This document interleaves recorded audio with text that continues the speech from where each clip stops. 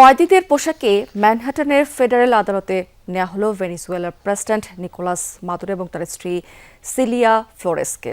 আন্তর্জাতিক গণমাধ্যমগুলো বলছে যে নিউ ইয়র্কের স্থানীয় সময় দুপুর 12টার দিকে শুরু হবে তার বিচার কাজ।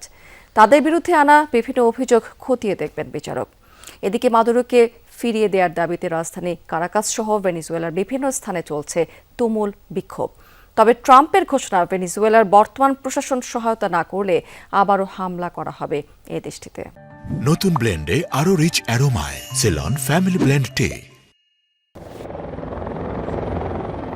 নিউ ইয়র্কের স্থানীয় সময় তখন সকাল প্রায় 8টা। হাতে হাতকড়া আর কয়েদিদের পোশাক পরিয়ে হেলিকপ্টার থেকে নামানো হয় ভেনেজুয়েলার প্রেসিডেন্ট নিকোলাস মাদুরো ও তার স্ত্রীকে। কঠোর নিরাপত্তায় ম্যানহাটনের ফেডারেল আদালতে নিয়ে যাওয়া হয় তাদের। বিবিসির সূত্রে জানা যায়, নিউ ইয়র্কের স্থানীয় সময় দুপুর 12টায় বিচার কাজ শুরু হবে।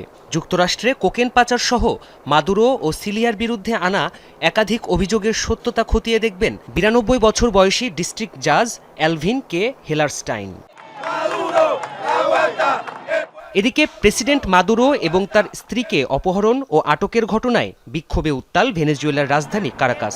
হাতে প্লাকার্ড আর মাদুরোর প্রতিকৃতি নিয়ে রাজপথে জড়ো হয় মাদুরোর হাজারো সমর্থক। তাদের দাবি, যে কোনো মূল্যে ফিরিয়ে দিতে হবে প্রেসিডেন্ট এবং ফার্স্ট লেডিকে। আমরা প্রস্তুত আছি। এটা কারাকাসের সবচেয়ে বড় সশস্ত্র সংগঠন। আমরা আমাদের প্রেসিডেন্টকে ফেরত চাই। আমি এখনো বুঝতে পারছি না কিভাবে হেলিকপ্টারগুলো প্রবেশ করলো এবং প্রেসিডেন্টকে উঠিয়ে নিয়ে গেল। সামরিক বাহিনী কেউ বিমান বিধ্বংসী ক্ষেপণাস্ত্র ব্যবহার করতে পারল না। এত কিছু করেও ক্ষান্ত হননি মার্কিন প্রেসিডেন্ট ডোনাল্ড ট্রাম্প। দেশটির বর্তমান প্রশাসন সহযোগিতা না করলে আবারও ভেনেজুয়েলায় হামলার হুঁশিয়ারি দিয়েছেন তিনি।